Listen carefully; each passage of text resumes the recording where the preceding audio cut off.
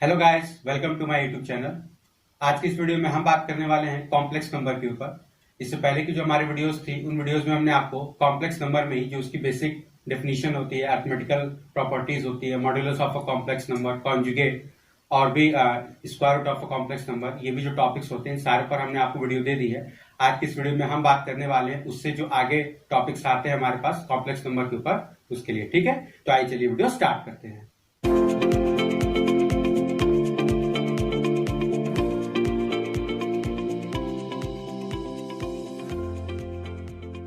तो देखिए, उसके बाद हमारे पास जो सबसे पहली चीज आती है वो आती है geometrical representation of complex number.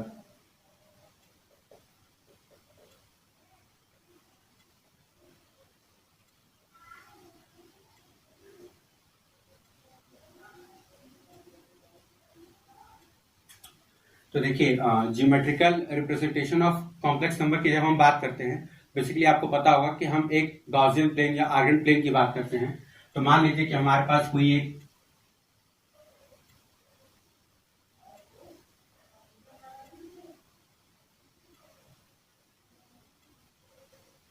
या हमारे पास कोई एक एक्स वाई प्लेन हो जाता है। ठीक है,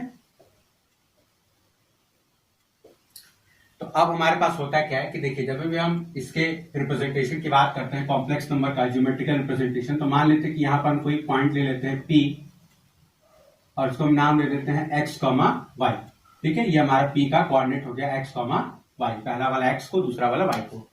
तो जब हम पी कार्टेशियन प्लेन की बात करते हैं या इसको अगर हम इस प्लेन में रिप्रेजेंट करते हैं, तो सबसे पहले आपको जानना जो जरूरी है वो ये कि हमारा जो एक्स एक्सिस है यहाँ पर वो रियल एक्सिस को रिप्रेजेंट करता है। ठीक है, जो हमारा वाई होता है ये हमारा इमेजिनरी एक्सिस को रिप्रेजेंट करता है।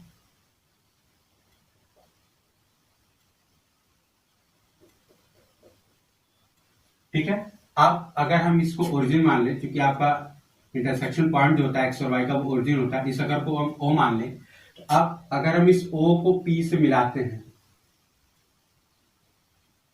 ठीक है, अब होता क्या है कि देखिए, अगर हम इसको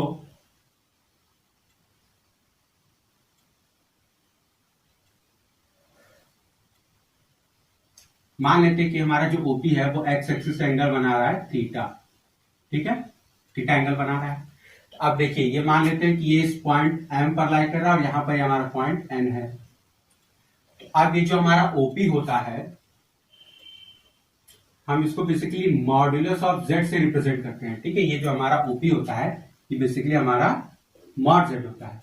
और आपको ऑलरेडी मैंने बताया हुआ कि मॉड्यूलस ऑफ जेड की जो वैल्यू होती है वो होती है X square plus Y square root में। ठीक है, अब यहां पर आप ध्यान ये रखेंगे कि हमने जो यहां पर p ब्रैकेट में x कॉमा वाई लिखा हुआ है, दैट मीन्स कि हमारे पास z is equal to X plus I Y है। चूंकि हमने आपको यहां पर ऑलरेडी लिखा हुआ है कि हमारा जो y एक्सिस है वो इमेजिनरी एक्सिस है और जो x एक्सिस है वो रियल एक्सिस है। मतलब कि किसी भी कॉम्प्लेक्स नंबर में x एक्सिस वाला जो कंपोनेंट होगा वो रियल वाले पार्ट को रिप्रेजेंट करेगा और जो y एक्सिस वाला कंपोनेंट होगा वो इमेजिनरी पार्ट को रिप्रेजेंट करेगा। और इमेजिनरी वाले पार्ट को हमेशा हम आई के कोफिशिएंट पे लिखते हैं। ठीक है, हमारा z इज इक्वल टू अगर x प्लस आई वाई है तो OP is equal to mod z, ये हमारे पास हो जाता है। ठीक है, अब बात आती है इसके आर्गुमेंट की, हम इसका आर्गुमेंट निकालते हैं।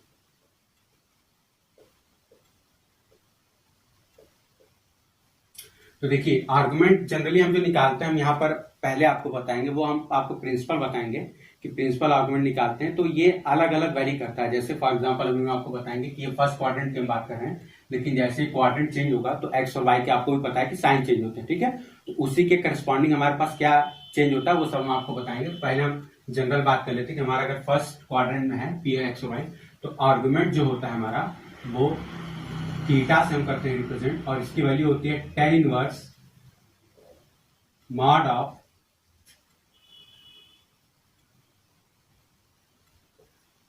y by x. अब देखिए, मॉड हमने क्यों लगाया है, क्योंकि हम सबसे पहले क्या करते हैं कि tan इनवर्स की वो कितनी वैल्यू दे रहा है उसको निकालते हैं। अब वो किस क्वाड्रेंट में लाई कर रहा है उसके अकॉर्डिंग हम आपको बताएंगे कि किस तरीके से उसका जो साइन होता है वो चेंज होता है। ठीक है, तो पहली चीज हमारे पास ये आ गई सिंपल केस में, हमारा ओपी मॉड जेड हो गया, आर्गुमेंट हमारा थीटा हो गया, जिसको हम tan inverse mod of y by x represent करते हैं। y हमारा आपको पता है कि i का है कोफिशिएंट और x हमारा रियल वाला पार्ट है। ठीक है, अब जो हम आपको केस बता रहे हैं कि किस क्वाड्रेंट अप्लाई करेगा उसके अकॉर्डिंग हमारे पास साइन चेंज होते हैं। तो देखिए पहला चीज तो ये होता है, अब इसके लिए हम अलग से आपको एक प्लेन बना देते हैं। तो देखिए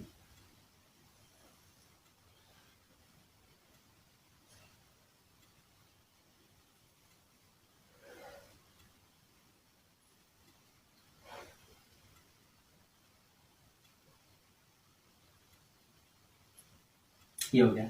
अब अगर हमारा ये मान लीजिए कि अब अगेन हम यही पॉइंट पी मान लेते हैं, ठीक है। तो अब हम क्या करेंगे, इसको एक अलग एंगल अल्फा मानेंगे और उस अल्फा को इस थीटा के रिस्पेक्ट में लिखते चले जाएंगे, क्योंकि हमारा थीटा जो है वो बेसिकली क्या कर रहा है, फर्स्ट क्वाड्रेंट में एक प्रिंसिपल आर्गुमेंट की तरह काम कर रहा है। सबसे सिंपल केस है। तो अब हम आपको थीटा और अल्फा के बीच में कंपेरिजन से दिखाएंगे कि किस तरीके से हम प्रिंसिपल आर्गुमेंट निकालते हैं। थीटा को मान के चलेंगे कि हमारा प्रिंसिपल आर्गुमेंट है। तो अब मान लीजिए कि हमारे पास यहां पर एक पॉइंट ओ है और हमारा ये पी है, ठीक है। ये हमारा एक्स वाई है। तो अब अगर ये चीज यहां से एंगल अल्फा बना रहा है, तो आपको अब देखिए मैं आपको बताऊंगा प्रिंसिपल आर्गुमेंट्स।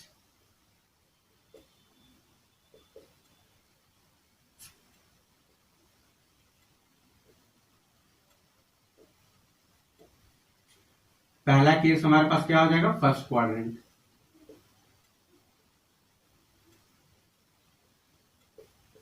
ठीक है, फर्स्ट क्वाड्रेंट। तो देखिए फर्स्ट क्वाड्रेंट में आपको दिख रहा है कि जो यहां पर थीटा वही यहां पर अल्फा है। तो फर्स्ट क्वाड्रेंट में सिंपल से हमारे पास केस हो जाएगा theta is equal to alpha,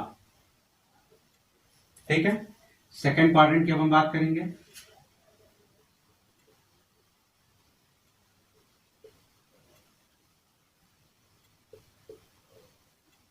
अब सेकंड क्वाड्रेंट में हमारे पास क्या होगा कि देखिए यही चीज, ये एंगल यहां से इस तरफ बनेगा,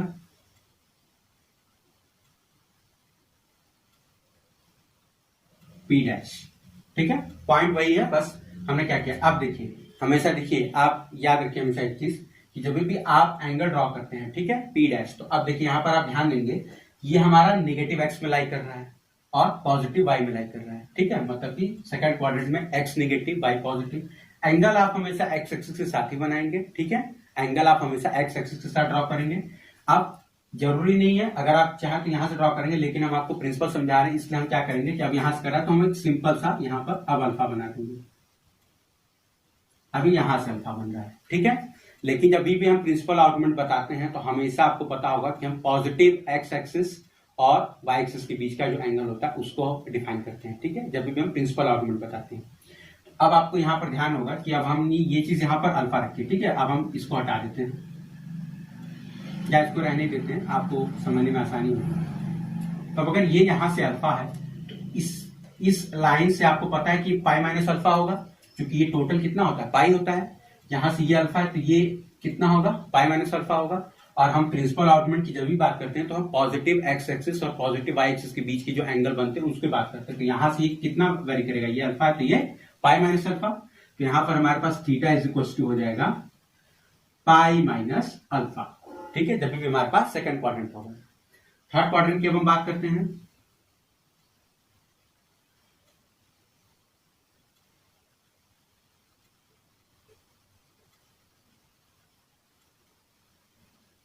तो देखिए थर्ड क्वाड्रेंट की जब हम बात करेंगे तो अब हम क्या करते हैं कि यहीं से एक पॉइंट ड्रॉ करते हैं, पी डबल डैश। अब देखिए अगेन हम यही करेंगे कि हमें एंगल एक्स एक्सिस के साथ ही बनाना होता है।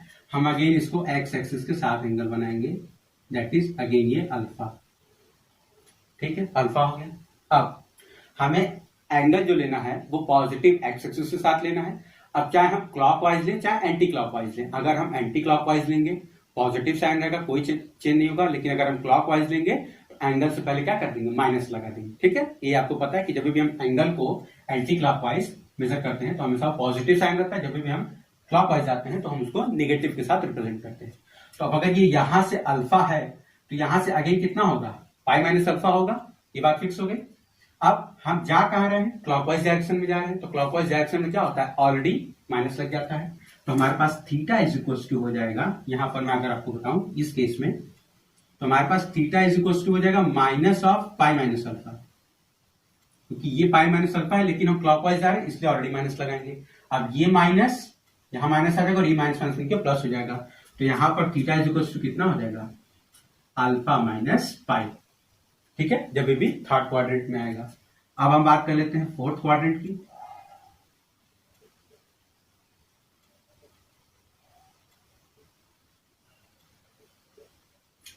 तो फोर्थ क्वाड्रेंट में देखिए सिंपल सी बात है कि अब यही चीज आपका इस तरीके से आ जाएगा, पी ट्रिपल डैश। अब यही चीज आपका यहां से अल्फा बन रहा है। तो अब आपको पता है कि पॉजिटिव से क्लॉकवाइज डायरेक्शन में आ रहे हैं, अल्फा निगेटिव हो जाएगा माइनस अल्फा। तो theta is equal to minus alpha.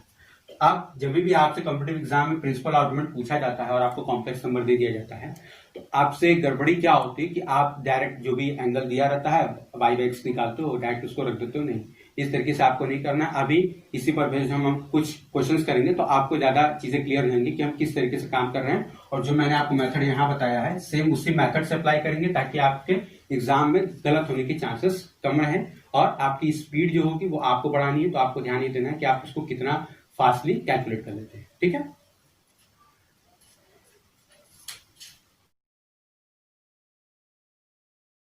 तो देखिए अब हमारे पास ये कुछ क्वेश्चंस दिए हुए जो कि मैंने अभी आपको टॉपिक बताया है उसी पर बेस्ड है। तो ये आपके कॉन्सेप्ट ज्यादा क्लियर कर देंगे कि किस तरीके से हमें काम करना है। तो देखिए सब में कहा है कि हमें find modulus of Z and principal argument. ठीक है, तो सबसे पहले हम 1 की बात कर लेते हैं सोल्यूशन की।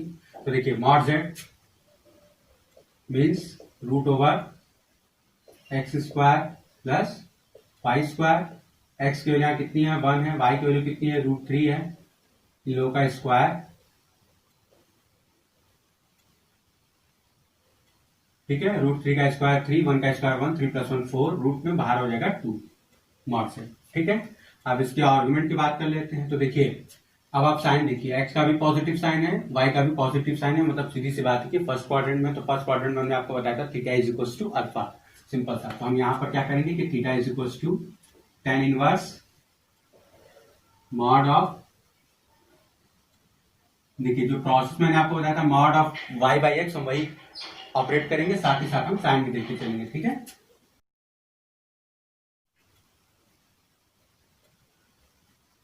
अब यहां पर क्या है, थीटा बराबर tan इनवर्स √3 है। tan इनवर्स √3 का मतलब आपको पता है कि theta is equal to 60 degree. ठीक है, या इसको आप चाहें तो π/3 भी लिख सकते हैं। ठीक है, रेडियन के फॉर्म में। अब उसके बाद हमारे पास सेकंड आता है। अब आप इसको साथ ही साथ सॉल्व करते चलेंगे। तो देखिए हमें अगेन मॉडुलस निकालना है, तो हम ये फॉर्मूला डायरेक्ट नहीं लिख रहे हैं, डायरेक्ट इसको अप्लाई कर दे रहे हैं। तो -2 का स्क्वायर प्लस 2√3 का स्क्वायर, ये हो जाएगा रूट में 4 + 12, मतलब 16, बाहर कितना आ जाएगा 4। ठीक है, अब हम थीटा की बात करते हैं अगेन। तो theta is equal to tan inverse mod में 2√3 अपॉन -2। ठीक है, अब आप यहां पे ध्यान देंगे कि देखिए 2 से 2 हो जाएगा आपका कैंसिल, मॉड में -√3 बाहर आ जाएगा √3, यानी थीटा की वैल्यू जो ऐसे आ रही है मॉडुलस से वो आ रही है 60 डिग्री। ठीक है, अब यहां पर हम इसको थीटा में लिख करके चाहे तो अल्फा भी लिख दें, चाहे तो आप बेसिकली इसको थीटा ही लिख सकते हैं, लेकिन हम यहाँ पर अल्फा से रिप्लेस कर देंगे क्योंकि हम प्रिंसिपल आर्गुमेंट को हमेशा थीटा से दिखा रहे हैं। ठीक है, अल्फा की वैल्यू हमारे पास इतनी आ गई। अब tan इनवर्स √3 मॉड का मतलब π/3 जो हमने अभी यहाँ पर निकाला है। लेकिन अब आपको ध्यान देने वाली बात यहाँ क्या है कि x निगेटिव है, y पॉजिटिव है, मतलब कि सेकंड क्वाड्रेंट की बात है। और सेकंड क्वाड्रेंट में हमने आपको बताया था कि अगर अल्फा इज इक्वल टू π/3 यहाँ पर आ गया तो थीटा इज इक्वल टू कितना था, π - अल्फा। π - अल्फा करेंगे तो π - π/3 इज इक्वल टू 2π/3। तो 2π/3 जो होगा वो इसका प्रिंसिपल आर्गुमेंट होगा। ठीक है, उसी तरीके से हम थर्ड वन करेंगे। तो थर्ड वन में हम मॉड जेड की डायरेक्ट यहाँ पर वैल्यू लिख दे रहे हैं, √3 है और ये 1 है, स्क्वायर करेंगे तो 2 आ जाएगा। ठीक है, अब यहां से हम अल्फा निकाल लेते हैं। तो alpha is equal to tan inverse -1 - √3। ठीक है, यह आएगा। तो अब यहां से 1/√3 यानी थीटा की वैल्यू, अल्फा की वैल्यू आपको पता है कि आ गई π/6। लेकिन हमें निकालना क्या है, प्रिंसिपल आर्गुमेंट थीटा। तो अब आपको पता है कि एक्स भी निगेटिव, वाई भी निगेटिव, दैट मीन्स कि हम थर्ड क्वाड्रेंट की बात कर रहे हैं। तो थर्ड क्वाड्रेंट में आपको पता है कि हम जब भी थर्ड क्वाड्रेंट की बात करते हैं तो थीटा इज इक्वल टू हमारे पास होता है अल्फा माइनस पाई। ठीक है, सेकंड में पाई माइनस अल्फा, थर्ड में अल्फा माइनस पाई। तो अल्फा माइनस पाई करेंगे तो थीटा इज इक्वल टू कितना आ जाएगा हमारे पास, theta is equal to alpha pi by 6 minus pi, यानी माइनस 5 पाई बाय 6।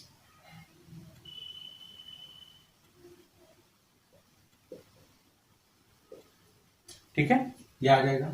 उसके बाद हम फोर्थ की बात करेंगे। तो देखिए फोर्थ की जब हम बात करेंगे यहां पर, तो हमारे पास अगेन मॉड जेड की जब हम बात करेंगे तो आपका अगेन ये 12 हो जाएगा, ये 4 हो जाएगा, यानी 16 यानी 4 आ जाएगा। अब हम अल्फा की बात करते हैं यहां पर, alpha is equal to tan inverse -2 upon 2√3 आ जाएगा। तो हमारे पास अब देखिए यहां पर आपका y निगेटिव है, x पॉजिटिव है। ठीक है, तो y निगेटिव x पॉजिटिव का मतलब आपका फोर्थ क्वाड्रेंट में गया। अब आपको मैंने बताया था कि यहां से जो अल्फा हम निकालेंगे 2 से 2 कैंसिल, tan इनवर्स 1/√3 यानी पाई बाय 6। और जब भी हम फोर्थ क्वाड्रेंट की बात करते हैं तो हमारे पास प्रिंसिपल आर्गुमेंट जो होता है थीटा इज इक्वल टू होता है माइनस अल्फा। तो थीटा की वैल्यू कितनी आ जाएगी, माइनस पाई बाय 6।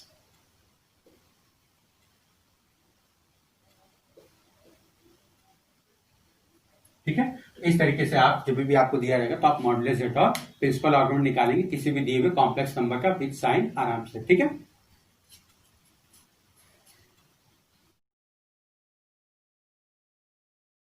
देखिए अब हम बात कर लेते हैं vectorial representation of complex number के। ठीक है, तो बेसिकली बस इसको आपको बता दिया जाता है कि वेक्टोरियल रिप्रेजेंटेशन किस तरीके से किया जाता है। मेन जो आपका होता है वो होता है polar form of complex number. ठीक है, तो अभी हम आपको वेक्टोरियल फॉर्म बता देते हैं कि किस तरीके से होता है। तो इसमें देखिए ज्यादा कुछ है नहीं, आपका जब भी आप कॉम्प्लेक्स नंबर का ज्योमेट्रिकल रिप्रेजेंटेशन कर रहे थे तो बस उसी को आपको वेक्टर के फॉर्म में रिप्रेजेंट करना होता है।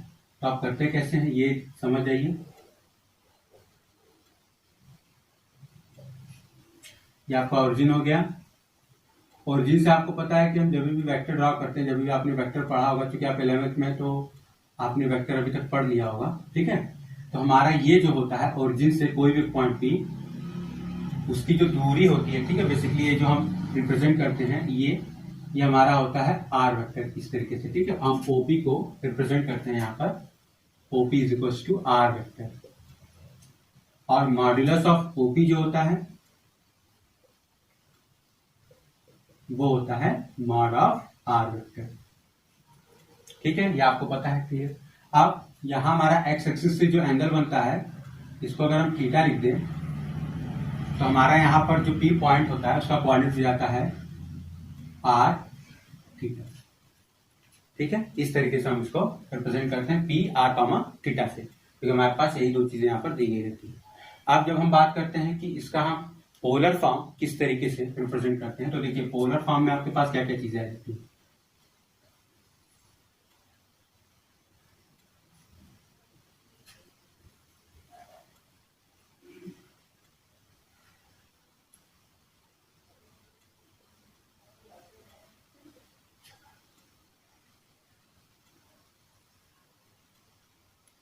ठीक है, अब आपका क्या होता है कि देखिए ये आपका अगेन एंगल बना रहा होगा थीटा। तो यहां से ये लेंथ x होती है, ये लेंथ आपको पता है कि यहां से y होती है, और ये आपका r होता है, चाहे आप इसको मॉड z करिए चाहे जो लिखिए। ठीक है, ये होता है आपका, इसकी जो वैल्यू होती है वो होती है रूट में x square plus Y square, दो पॉइंट के बीच की दूरी का फॉर्मूला है जिसमें आपका एक ओरिजिन है। ठीक है, ये अब हमारा जो पोलर फॉर्म होता है, ठीक है, उसमें हम क्या करते हैं बेसिकली कि हम z is equal to X plus I Y लिखते हैं। ठीक है, ये हमारा कार्टेशियन फॉर्म होता है। अब इसको जब हम पोलर फॉर्म में रिप्रेजेंट करते हैं तो हम बेसिकली क्या करते हैं, कार्टेशियन जो भी मटेरियल्स होते हैं जैसे यहाँ पर एक्स और वाई है इसको हम हटाते हैं, और पोलर फॉर्म यानी इन फॉर्म ऑफ आपका जो मॉड्यूलस है या हम कह लें कि आपका जो आर है उसके फॉर्म में, और उसके बाद आपका जो थीटा है उसके फॉर्म में चीजों को रिप्रेजेंट करते हैं। तब आप अगर आप यहाँ से ध्यान देंगे तो हम आपको बचपन में या आपने जब भी ट्रिग्नोमेट्री पढ़ा होगा, बचपन में तो नहीं, तो आपको पता है कि cos theta is equal to होता है base upon hypotenuse x upon root over X square plus Y square, या हम इसको x बाई आर भी कर सकते हैं, यानी is equal to cos theta. उसी तरीके से आपको पढ़ाया गया होगा sine theta is equal to perpendicular upon hypotenuse, perpendicular Y है अपॉन रूट में X square plus Y square is equal to Y by R is equal to sine theta. अब इस x की जगह पर हम r cos थीटा और इस y की जगह पे r sin थीटा रख दें तो हमारा x और y हट जाएंगे और केवल r और थीटा के टर्म में हमारा चीजें आ जाएंगी। तो इसी z को हम अब रिप्रेजेंट करते हैं, x की जगह पे r cos theta plus y की जगह पे r sin थीटा। अब चूंकि यहाँ पर आपको r कॉमन दिख रहा है तो आप r को बाहर ले सकते हैं, cos थीटा प्लस आई साइन थीटा। अब इस आर को अगर आप चाहें तो मॉड जेड भी लिख सकते हैं, क्योंकि हमने अभी आपको बताया कि यही चीज हमारे पास मॉड जेड भी होता है। तो cos थीटा प्लस आई साइन थीटा। अब यहाँ पर आपको ध्यान देने वाली बात यहाँ पर ये होती है कि ये तो हमारे पास एक नॉर्मल सा केस आ गया, प्रिंसिपल आर्गुमेंट की अगर हम बोले तो बात करें कि हमारा ये थीटा बना है। लेकिन अगर हम जनरल की बात करें कि हम जनरल फॉर्म इसको कैसे रिप्रेजेंट करेंगे, ये जो हमारा बेसिकली ये प्रिंसिपल फॉर्म को रिप्रेजेंट कर रहा है।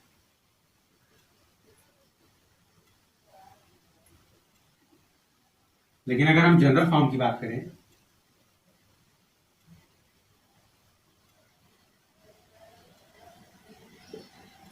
तो जनरल फॉर्म में हमारे पास क्या ऐसी चीज होगी जो वैरी तो करे लेकिन उसका चेंज होने पर हमारे कॉम्प्लेक्स नंबर के जो मैग्नीट्यूड हम निकालते हैं उसके ऊपर फर्क न पड़े। ठीक है, जैसे हम वेक्टर के केस में क्या होता है कि हम वेक्टर की डायरेक्शन बदल देते हैं, लेकिन अगर हम उसका मैग्नीट्यूड नहीं बदल रहे हैं, मतलब उसकी अगर लेंथ नहीं घटा बढ़ा रहे हैं, तो हमारा वेक्टर जो होता है वो सेम ही रहता है, भले से डायरेक्शन बदल जाए। इन टर्म्स अगर हम डायरेक्शन बात करेंगे तो बिल्कुल वेक्टर तो चेंज हो रहा है, लेकिन उसके मैग्नीट्यूड की अगर टर्म से बात करें तो वो चेंज नहीं होता है। ठीक है, मतलब कि जो आर का मैग्नीट्यूड होता है वही माइनस आर का भी मैग्नीट्यूड होता है। या हमने आपको कॉम्प्लेक्स में भी बताया कि जो z का मॉडुलस होता है वही z कॉन्जुगेट का होता है, वही माइनस z का भी होता है। ठीक है, तो हम इस थीटा को वेरी करा सकते हैं। ठीक है, अब थीटा को वेरी कराएंगे, लेकिन अब आप ये ध्यान रखिए कि अगर थीटा यहाँ पर 30 है तो चीज हमारी अलग रहेगी, थीटा यहाँ पर 60 हो गया तो चीजें अलग हो जाएंगी। तो हम थीटा को किस साइकिल में किस तरीके से वेरी कराएं कि हमारा मैग्नीट्यूड चेंज हो, क्योंकि हमारा उस मैग्नीट्यूड में थीटा का भी अहम रोल है। ठीक है, क्योंकि एक्स और वाई की वैल्यू से तो थीटा निकालना है। अगर थीटा चेंज होगा तो मतलब एक्स की और वाई की वैल्यू में भी चेंज होना चाहिए। तो हम इसको कितना चेंज करें कि हमारा जो जेड है उसकी मैग्नीट्यूड में चेंज ना आए। तो सिंपल सी बात है कि अगर हम इसको एक साइकिल पूरा 2 पाई घुमा दें तो अगेन हमारे पास यही सेम चीज आ जाएगी। थीटा यहाँ पर है आपका, अगर इसको हम पूरा 2 पाई घुमा दें तो हमारे पास अगेन क्या होगा, फिर से वही चीज आ जाएगी, क्योंकि आपको पता है कि फर्स्ट क्वाड्रेंट में सभी ट्रिग्नोमेट्रिक क्वांटिटीज पॉजिटिव होती है। ठीक है, एएस टीसी का रोल आप लोगों ने पढ़ा होगा, उसमें क्या होता है कि फर्स्ट में यानी ए यानी आर क्वांटिटीज पॉजिटिव होती हैं। तो हम अगर इसको 2 पाई वैरी करा दें तो हमारे पास क्या होगा कि अगेन इस जेड का कोई मैग्नीट्यूड चेंज नहीं होगा। तो हम जनरल फॉर्म की अगर हम बात करेंगे तो जेड इज इक्वल टू, आप मॉड जेड लिखिए चाहे आर लिखिए, आपकी मर्जी है, तो मॉड जेड कॉस ऑफ। अब चूंकि हम जनरल फॉर्म की बात करें तो हम केवल एक बार नहीं वेरी कराएंगे, हम उसको जितनी बार चाहें उतनी बार वेरी करा सकते हैं। तो हम क्या करेंगे,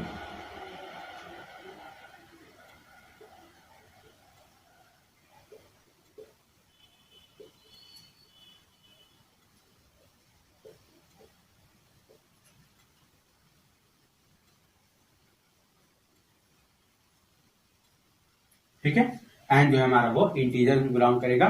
तो हमारा ये जो होगा वो इसका जनरल फॉर्म हो जाएगा। एन की आप कोई भी वैल्यू रखते चले जाएंगे, वो आपका चाहे माइनस रखे चाहे प्लस रखे, वो आपका हमेशा जेड की मैग्नीट्यूड को चेंज नहीं करेगा, हमेशा सेम कॉम्प्लेक्स नंबर ही रिप्रेजेंट करेगा हर एक साइकिल के बाद। तो ये हमारा बेसिकली प्रिंसिपल फॉर्म हो गया, ये हमारा जनरल फॉर्म हो गया, जहां पर आप थीटा को वेरी तो करा रहे हो लेकिन आपके जेड की मैग्नीट्यूड में कोई चेंज नहीं हो रहा, मतलब आपका जेड ऐसे ही है, लेकिन आप उसको क्या करो कि हर एक साइकिल के बाद अलग अलग फॉर्म में रिप्रेजेंट करो। तो ये हमारा जनरल फॉर्म हो गया और ये हमारा प्रिंसिपल फॉर्म हो गया। ठीक है,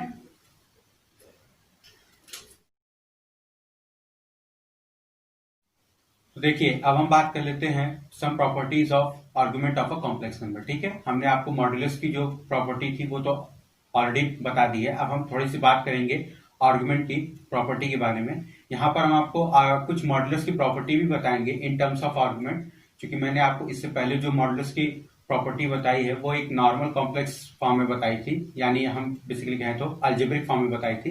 लेकिन अब जो आप यहाँ पर आपको मॉडुलस की प्रॉपर्टी बताएंगे वो आर्गुमेंट पर बेस बताएंगे, ठीक है। तो सबसे पहले हमारे पास आ जाता है प्रॉपर्टीज।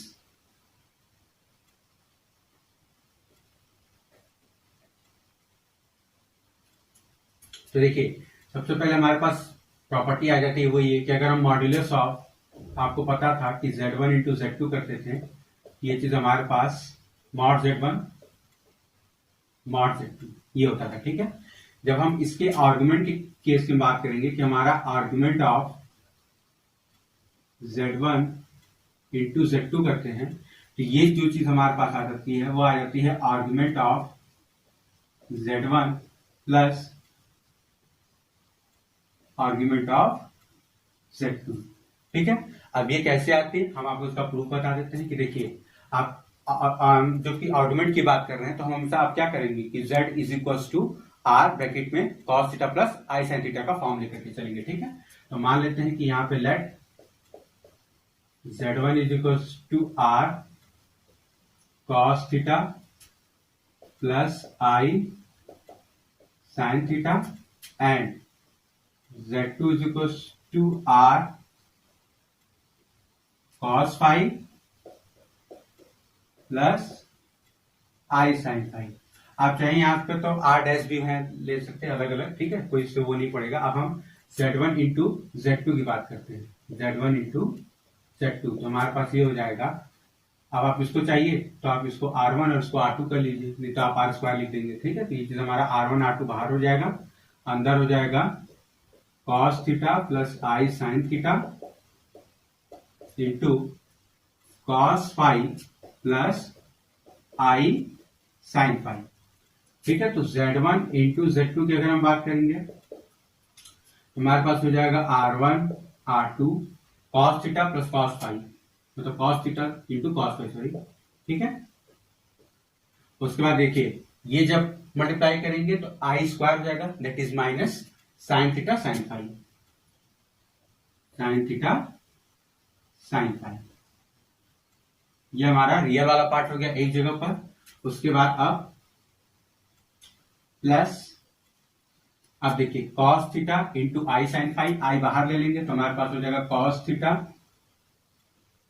साइन फाई, और यहां से ले लेंगे तो sine theta cos phi plus sine theta cos phi. अब यहां से आपको दिख रहा है कि ये cos a प्लस बी का फॉर्मूला है, cos a cos b minus sine a sine b, और ये साइन ए प्लस बी का फॉर्मूला है। तो हमारे पास यहां से आ जाएगा Z1 into Z2 is equal to R1 R2 bracket में cos theta plus phi plus i times sine theta plus phi, ठीक है। ये हमारे पास हो जाएगा। अब यहां से आपको दिख रहा है कि हम Z1 इंटू Z2 लेके जो थे चले, अब इसके जब हम आर्गुमेंट की बात करेंगे तो देखिए यहां पर जो एंगल आ रहा है वो कितना आ रहा है, थीटा प्लस फाई आ रहा है, ठीक है। अब थीटा था क्या यहाँ पर आर्गुमेंट ऑफ Z1, और फाई जो था वो आर्गुमेंट ऑफ Z2 था, that is argument of Z1 into Z2 is equal to argument of Z1 plus argument of Z2, ठीक है। आप ध्यान यहां पे देंगे कि हम थीटा प्लस फाई को अलग लिख रहे हैं क्योंकि हमें आर्ग्यूमेंट की बात की जा रही है, तो थीटा Z1 का आर्ग्यूमेंट और फाई जो है वो Z2 का आर्ग्यूमेंट। अब इसी के करस्पॉन्डिंग अगर हम ये बोला जाए कि दूसरी प्रॉपर्टी की अगर हम बात करें, यही चीज हमारे पास अगर इस तरीके से लिखा जाए, ठीक है, Z1 अपॉन Z2 का मॉड, तो इसको आपको हमने बताया था मॉडुलस की प्रॉपर्टी में कि Z1 अपॉन Z2 लिख सकते हैं, ठीक है। उसके अलावा अगर हम आर्गुमेंट की बात करें, अगर Z1 अपॉन Z2 की, तो आपको पता है सिंपल सी चीज कि जब भी हम हमारा कोई भी कॉम्प्लेक्स नंबर डिनोमिनेटर में होता है तो हम उसको वहां से हटाने के लिए, क्योंकि हमने आपको बताया कि इमेजिनरी क्वांटिटी से डिवाइड नहीं किया जा सकता, तो हम क्या करते हैं बेसिकली उसको रेशनलाइज करते हैं। तो रेशनलाइज जब करते हैं तो हम क्या करते हैं नीचे वाले को उसके कॉम्प्लेक्स कॉन्जुगेट से मल्टीप्लाई कर देते हैं। तो कॉम्प्लेक्स कॉन्जुगेट से मल्टीप्लाई करने की वजह से क्या होता है कि ऊपर Z2 का कॉन्जुगेट आ जाता है। और आपको पता है कि Z1 और मान लीजिए कि Z1 हो गया और एक Z1 का कॉन्जुगेट हो गया, तो दोनों में क्या होता है कि जो थीटा होता है बेसिकली वो प्लस से माइनस हो जाता है, ठीक है, और कुछ नहीं होता, क्योंकि उसमें आप आई वाले कंपोनेंट को केवल निगेटिव करते हैं। जैसे फॉर एग्जांपल अगर मैं आपको यहाँ बताऊं, तो अगर हम ये चीज ऐसे ले लें,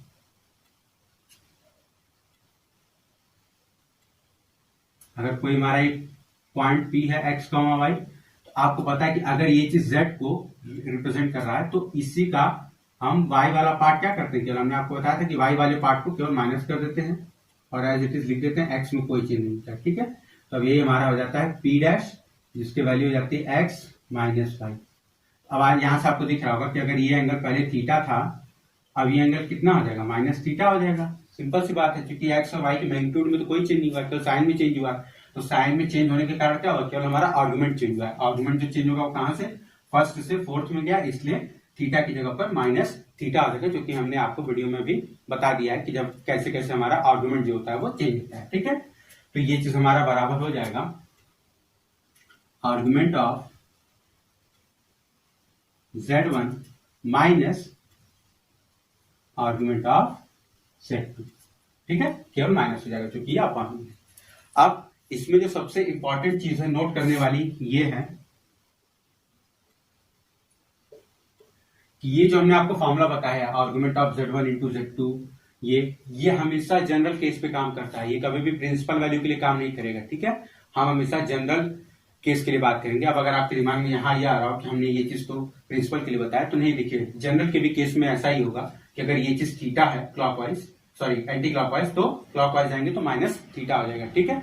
इस वजह से क्या होता है कि ये जो भी चीज हम अप्लाई करते हैं ये हमेशा जनरल केस पे अप्लाई करते हैं, कभी भी प्रिंसिपल वैल्यू के लिए अप्लाई नहीं होता है। चाहे तो कोई भी एक एग्जांपल ले सकते हैं जिसमें आप देखेंगे कि आपका जो आर्गुमेंट ऑफ Z1 Z2 का जो आर्गुमेंट आएगा वो Z1 और Z2 के आर्गुमेंट के प्रिंसिपल वैल्यू की जब आप बात करेंगे तो उनके बराबर नहीं आता है सम के, ठीक है। तो ये चीज आप वेरीफाई कर सकते हैं कोई भी एग्जांपल लेकर के।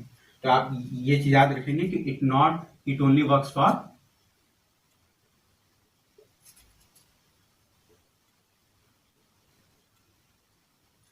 फॉर जनरल आर्गुमेंट,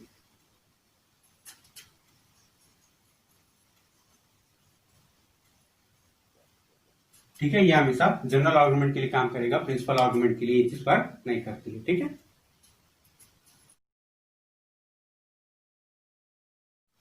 तो अब देखिए हमारे पास कुछ प्रॉपर्टीज और हैं जो कि आपका दिख रहा है कि थर्ड प्रॉपर्टी बोला है कि argument of Z conjugate is equal to minus of argument of Z। ये अभी हमने आपको बताया कि हम जब भी Z लेते हैं और अगर Z का कॉन्जुगेट लेते हैं तो दोनों के बीच का जो डिफरेंस होता है आर्गुमेंट का, एक जगह थीटा होता है तो Z कॉन्जुगेट में क्या होता है, माइनस थीटा आ जाता है। अभी हमने आपको डायग्राम से बताया, तो आर्गुमेंट ऑफ Z कॉन्जुगेट जो होगा वो minus of argument of Z हो जाएगा, ठीक है।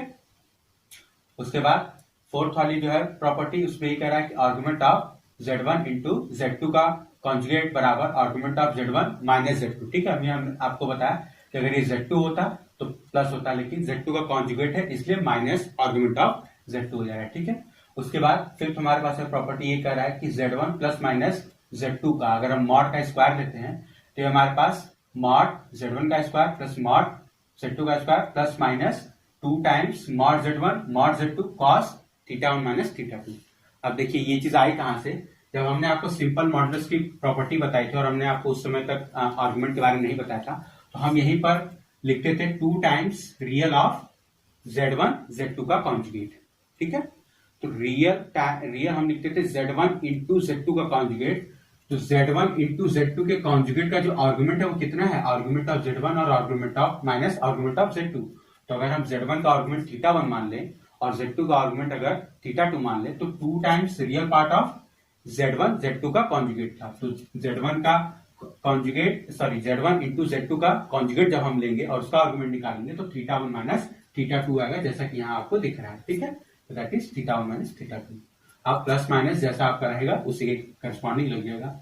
उसका ये कह रहा है कि अगर हमारे पास मॉड Z1 बराबर मॉड Z1 प्लस Z2 जो है बराबर अगर मॉड Z1 माइनस Z2 के, तो ये इंप्लाई करता है कि argument of Z1 minus argument of Z2 की जो वैल्यू है वो पाई बाई 2 है। क्यों, सिंपल सी बात है, देखिए यहाँ पर अगर इसकी वैल्यू पाई बाय 2 है, इसका मतलब कि थीटा 1 माइनस थीटा 2 की वैल्यू पाई बाय 2 है, और आपको पता है कि कॉस पाई बाय 2 की वैल्यू 0 हो जाती है, यानी ये पूरी क्वांटिटी 0।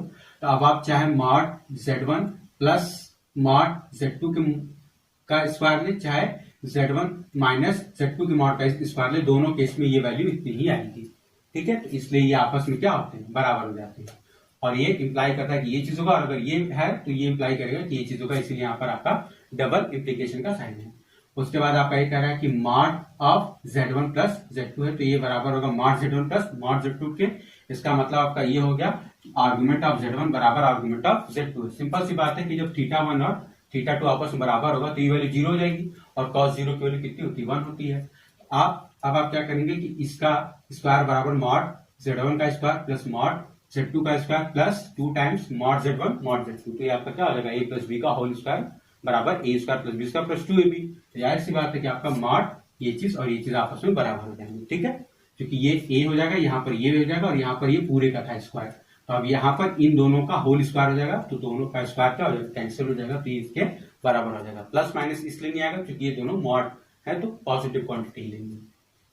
उसके बाद लास्ट हमारे पास एक प्रॉपर्टी कह रहा है कि अगर हमारे पास Z1 प्लस Z2 का अगर मॉड का स्क्वायर करते हैं और वो बराबर आ जाता है Z1 के मॉड का स्क्वायर प्लस Z2 के मॉड का स्क्वायर, तो ये इंप्लाई करेगा कि Z1 अपॉन Z2 जो है वो प्योरली इमेजिनरी है। ठीक है, या अगर Z1 upon Z2 purely imaginary है तो ये इंप्लाई करेगा कि हमारे पास ये चीज होती है। अब ये चीज कहां से आया, ये चीज हम आपको समझा देते हैं। देखिए, अब अगेन आपका अगर ये चीज लिखा हुआ है तो यहां से अगर आप मैच कराएंगे तो दैट इज आपका ये जो कॉस थीटा 1 माइनस थीटा 2 है, इसका मतलब है कि ये कॉस की जो वैल्यू है ये 0 आ रही है। तो 0 आएगी कब, जब आपका पाई बाय 2 होगा। That means this implies that कि आपका थीटा 1 माइनस थीटा 2 की जो वैल्यू है वो पाई बाय 2 होगी, यानी थीटा 1 इज इक्वल टू लिख सकते हैं pi by 2 plus theta 2।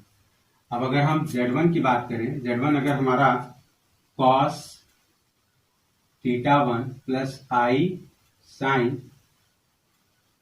Theta 1 ले लेते हैं। ठीक है, R की वैल्यू हम 1 ले लेते हैं ताकि आपको आसानी हो समझने में। उसके बाद हम Z2 की वैल्यू cos थीटा 2 प्लस आई साइन थीटा 2 ले लेते हैं। ठीक है, तो अब थीटा 1 की वैल्यू चेंज करेंगे पाई बाय 2 प्लस थीटा। तो आपको पता है कि Z1 में cos जो होता है वो सेकंड क्वाड्रेंट जब जाता है तो निगेटिव हो जाता है, और पाई बाय 2 इससे चेंज जाएगा तो minus sine theta 1 sorry minus sine theta 2। ठीक है, और उसके बाद आपका यहां पर है तो साइन जा रहा है, तो आपको पता है कि सेकंड क्वाड्रेंट में साइन क्या होता है, पॉजिटिव होता है। तो sine pi by 2 plus theta बराबर cos थीटा बाय 2, तो प्लस आई cos थीटा 2, और आपका Z2 जो है वो आपका cos थीटा 2 प्लस आई साइन थीटा 2 है। ठीक है, अब हम Z1 अपॉन Z2 की अगर हम बात करें,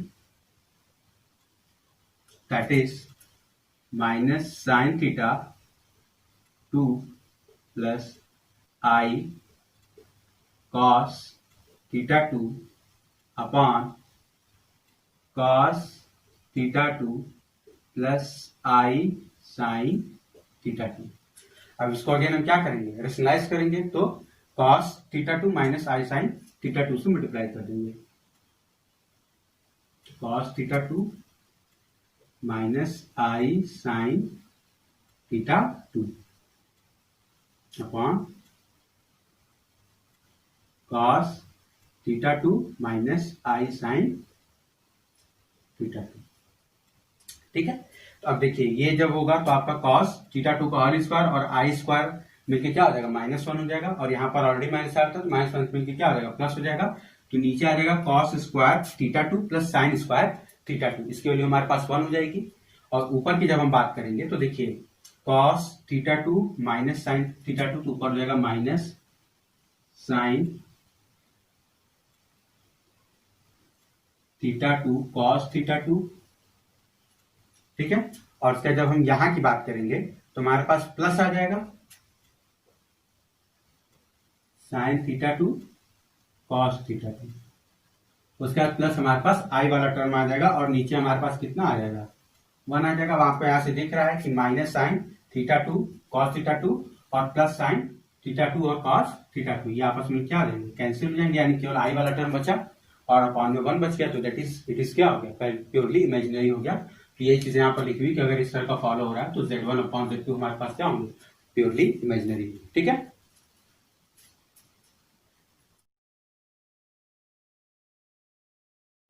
तो देखिए आज की वीडियो में इतना ही। आज की वीडियो में बेसिकली हमने आपको बताया geometrical concept of a complex number, उसमें जो पोलर फॉर्म होता है, वेक्टर फॉर्म होता है, कार्टेशियन फॉर्म को किस तरीके से पोलर फॉर्म में चेंज करते हैं, आर्गुमेंट में क्या क्या प्रॉपर्टीज होती है, किस तरीके से हम प्रिंसिपल आर्गुमेंट निकालते हैं, ये सारा कुछ हमने आपको इस वीडियो में बता दिया। ठीक है, अगर आपको वीडियो अच्छी लगी हो तो प्लीज वीडियो को लाइक करिए, शेयर करिए और मेरे चैनल को सब्सक्राइब कर लीजिए, साथ ही साथ बेल आइकन भी प्रेस कर दीजिएगा ताकि हमारे चैनल पर आने वाली वीडियोस की नोटिफिकेशन आपको मिल जाए।